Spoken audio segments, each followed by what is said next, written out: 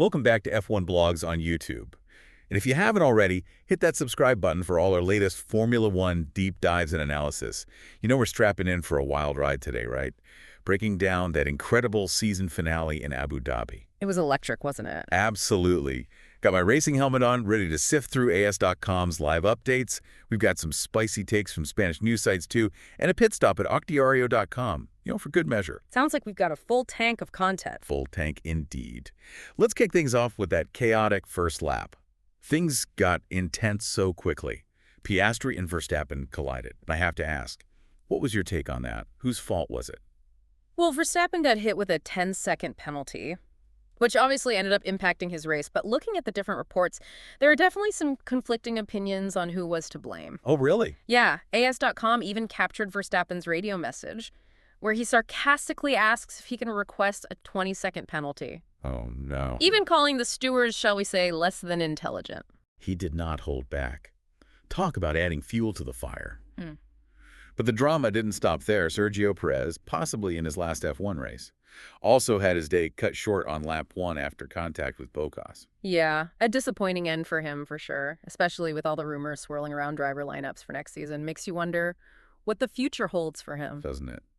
And speaking of disappointing exits, Bottas himself had a rough one, ending up in a collision with Magnussen after a tire puncture. Both their races ended prematurely. Yeah, I think there's a lot of talk about this being their last season in F1. It's almost symbolic, isn't it? A final crash for two drivers potentially saying farewell to the sport. But while some careers might be ending, others are just taking off.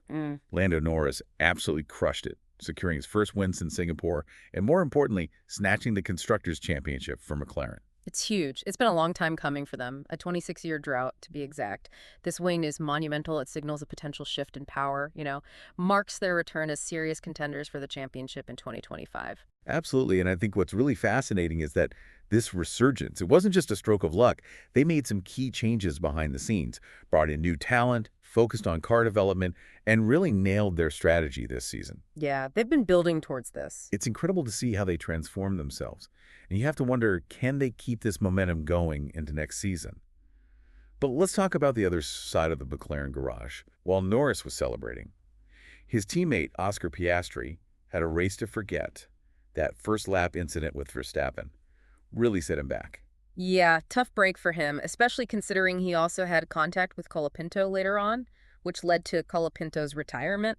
This race definitely had its share of dramatic exits. That's for sure, but amidst all the chaos, Carlos Sainz Jr. managed to snag a bittersweet second place in his final race for Ferrari. Bittersweet is right. He's been consistently fighting for podiums all season, showcasing his talent and proving he's a force to be reckoned with. Absolutely. He's been a model of consistency for them. And leaving on a high note like this is a fitting end to his time with the team, even though they missed out on the Constructors' Championship.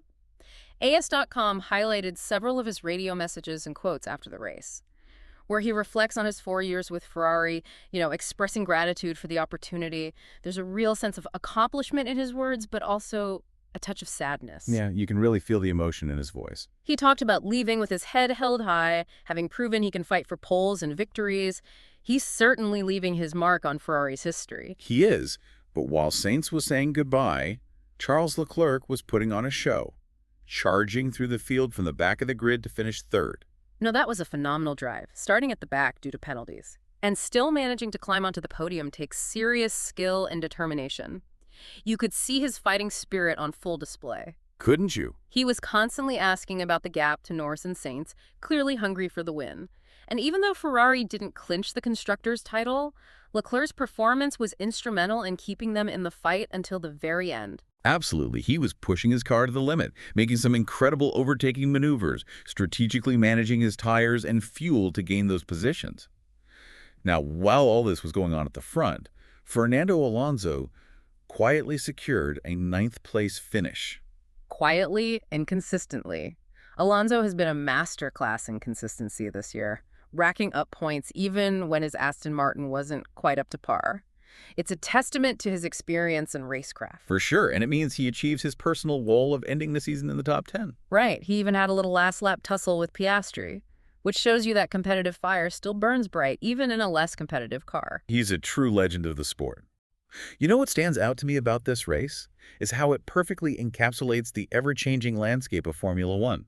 We see careers ending, new champions emerging, and this constant battle between teams for dominance. It's what keeps us coming back for more, isn't it? It certainly does. And it really makes you wonder, what does this all mean for the 2025 season?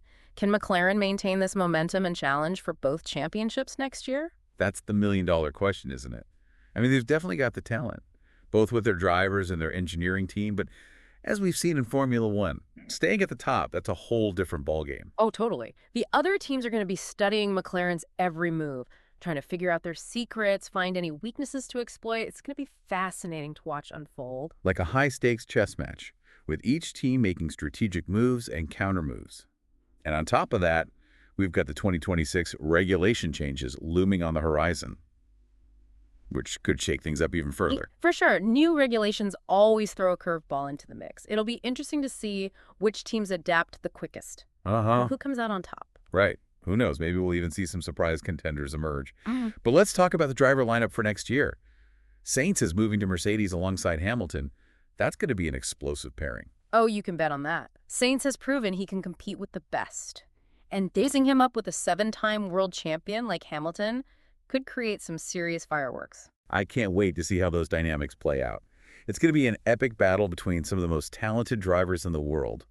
But while we're excited about the new pairings, it's also bittersweet to potentially say goodbye to some familiar faces. Bottas and Magnussen's unfortunate exit in Abu Dhabi, potentially their last race, really highlights the cyclical nature of Formula One. It's a constant cycle of renewal, isn't it, with seasoned drivers making way for new talent. Exactly. And speaking of new talent, we saw some impressive performances from rookies this year, like Franco Colapinto. It's a shame he had to retire in Abu Dhabi after that contact with Piastri. Yeah, it would have been interesting to see how he finished the race. Definitely. But those incidents just go to show how unpredictable and unforgiving this sport can be. It's all part of the drama that keeps us coming back for more. I agree, and this Abu Dhabi Grand Prix was a microcosm of that drama. Speaking of which, there were some interesting contrasts within the Ferrari garage. You had Sainz leaving on a high note with a podium finish, while Leclerc was visibly frustrated with missing out on the Constructors' Championship. Yeah, you could see the disappointment in Leclerc's face during those post-race interviews. Yeah. But I have a feeling he'll channel that frustration into motivation for next season.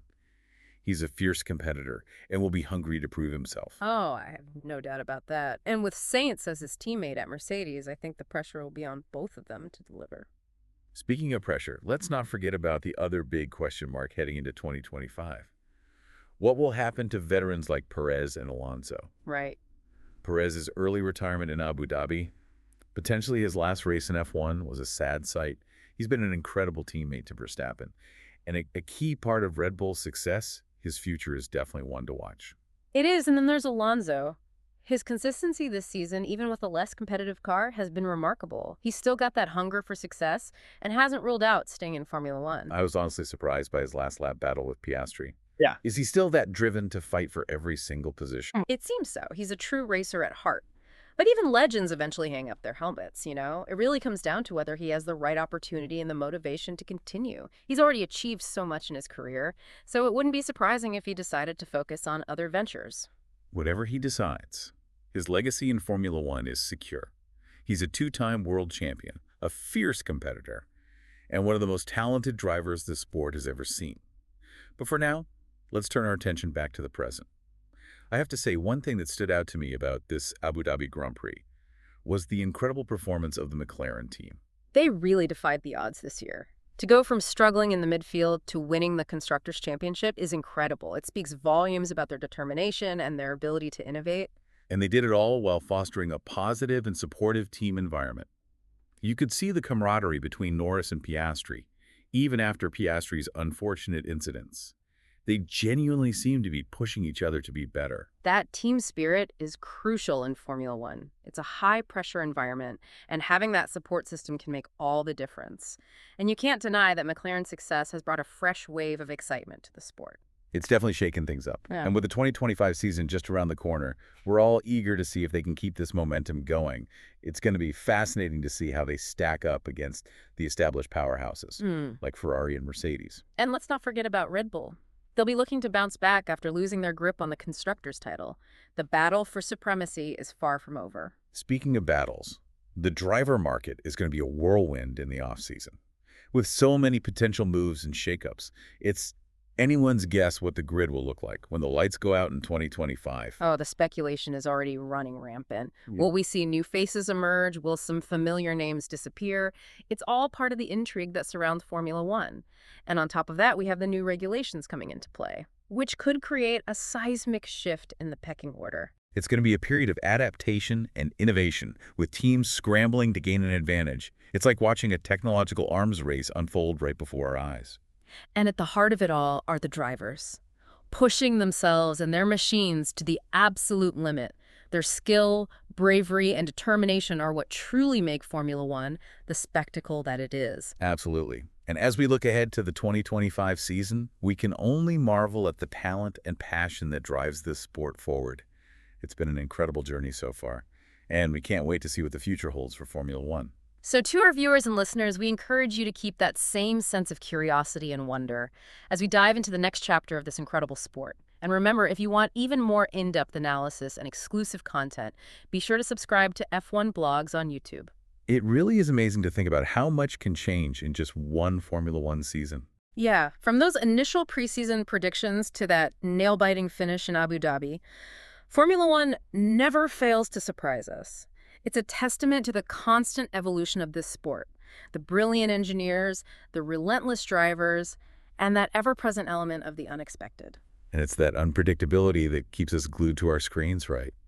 Who could have predicted McLaren's incredible comeback this year? I mean, they went from struggling to find their footing to becoming a dominant force, Yeah, for sure. proving that anything is possible in Formula One. Absolutely. Their resurgence is a fantastic reminder that even in a sport seemingly dominated by the same big names, underdogs can rise to the top. And on the flip side, even the most established teams can stumble. It's a constant reminder that the playing field can shift in an instant, and that's what makes it so captivating for fans. So true. One minute you think you have it all figured out, Yeah. and the next, the entire game changes. Speaking of change, we can't forget about the driver market. It's going to be a wild ride during this offseason. Oh, absolutely. With so many potential moves and shakeups, who knows what the starting grid will look like come the first race of 2025. The rumor mill is already churning, and I'm sure we'll see some surprises along the way. Think we'll see any fresh faces? Or will some of the veterans we've come to know decide to hang up their helmets? It's hard to say for sure, but that's what's so exciting about this period, the anticipation, the speculation. But one thing's for sure, with the introduction of the new regulations, we're on the verge of a major shift in the sport. Those new regulations have the potential to completely redefine the pecking order. It's going to be a time of intense adaptation and innovation as teams scramble to gain that competitive edge. It's almost like watching a high-speed game of chess, with each team strategically maneuvering for position, constantly trying to outsmart and outmaneuver their opponents. And at the center of all of this are those incredibly talented drivers, pushing themselves and their cars to the absolute limit. It's their skill, their bravery, and their relentless pursuit of perfection that truly makes Formula One the exhilarating spectacle that it is. They're the heart and soul of the sport. Couldn't have said it better myself. As we look ahead to the 2025 season, it's incredible to think about all the talent, the passion, and the sheer determination that drives this sport forward. It's been an amazing journey so far, and I, for one, can't wait to see what the future holds for Formula One. But before we wrap up, I want to say a huge thank you to all our viewers and listeners for joining us on this deep dive into the thrilling world of Formula One. Yes, thank you all for being part of this incredible community. We've witnessed some truly remarkable races, seen unbelievable feats of skill, and experienced the full spectrum of emotions that this sport has to offer. And for those of you wanting even more in-depth analysis, don't forget to subscribe to F1 Blogs on YouTube for all the latest updates, discussions, and behind-the-scenes insights. We'll be back soon with more exciting content to keep your racing spirits high. Until then, keep that passion for Formula One alive. And we'll see you on the other side of the checkered flag.